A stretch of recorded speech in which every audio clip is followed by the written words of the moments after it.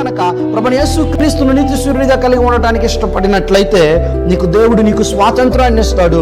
2, ఆయన నీకు ఈ లోక సంబంధమైనటువంటి సూర్యుడు నీ మీద పడకుండా, ఆ పాపము నీ మీదకి రాకుండా తాను కాపుదలను భద్రతను నీకు ఇచ్చి ఒక మేఘముతో పగలు మేఘస్తంభంగా రాత్రి అగ్నిస్తంభంగా ఉండి మన్నా అనేటువంటి దేవుని వాక్యాన్ని నీకు ఆహారంగా ఇచ్చేవాడై ఉంటాడు. అంతే మాత్రమే కాదు, ఆయన నీకు ఒక చక్కని రాక్ ఆఫ్ సాల్వేషన్గా, రక్షణ ఇచ్చేటువంటి ఒక బండగా, నీ దాహాన్ని తీర్చేటువంటి బండగా ప్రభువైన యేసుక్రీస్తు నీ కొరకు ఉంటాడు.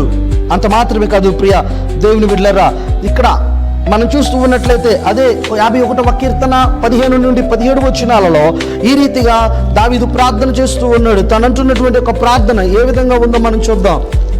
కీర్తనలు 51 15వ వచనం నుండి 17వ వచనం వరకు మనం చూసినట్లయితే 15 నుండి 17 వచనాలు.